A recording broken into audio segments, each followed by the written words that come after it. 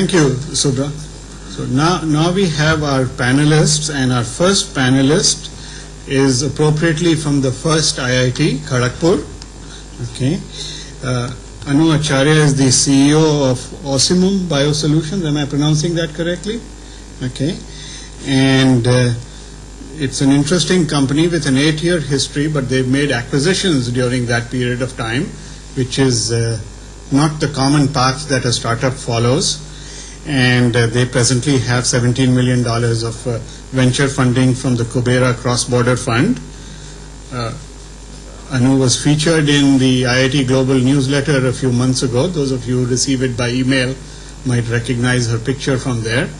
And we'd love to hear about your company.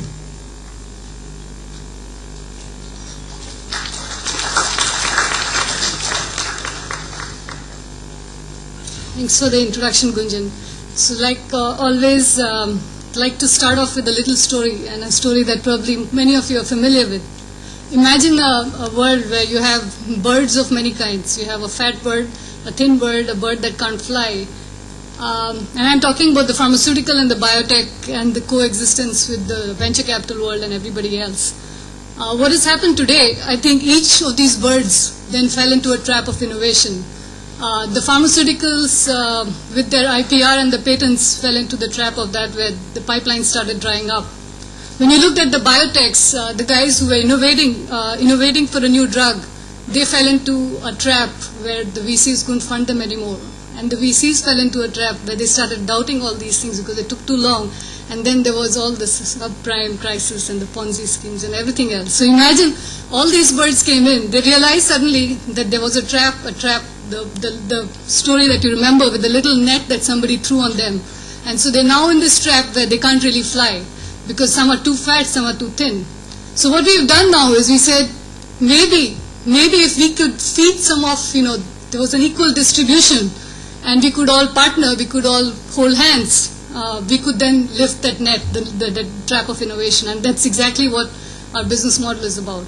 So if you haven't figured out what we do, which probably you haven't, what we do is essentially we are a global genomics outsourcing company.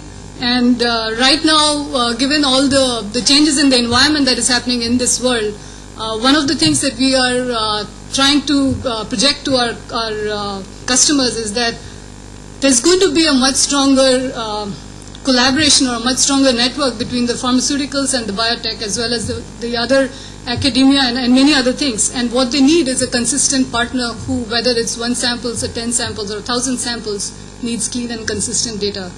And that is because of not just the regular innovation trap I talked about, but also the desire, I think, to create better medicines, newer medicines, to be able to then come up with drugs that you can catch on early in life, whether they are toxic or not. So that's just an introduction. I think we started about 8 years ago, and we've not just, and when you look at hindsight on what happened in the last 8 years, everything seems to have fallen in place. Everything seemed like it was perfect clockwork, that we dreamt, we created a business plan, and everything went according to plan. Obviously, as most entrepreneurs know, it doesn't happen that way. What we initially started off was a plan where we said, we create a company in the US, we create a global company, and which is what we are today. But we would come back to India, create a differentiating factor by being able to use a lot of the back end that we have in India in terms of the back end support. And we did that for the software part of it. But a lot of things changed. I think we realized that India could soon become one of the components of where the global genomics outsourcing can happen. And so we started up labs even in India.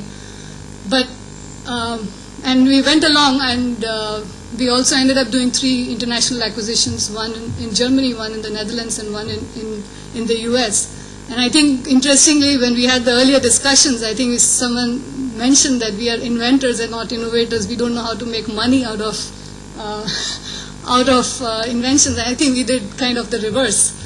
We looked at companies that had great products that individually were good, but were caught in the trap of no profitability.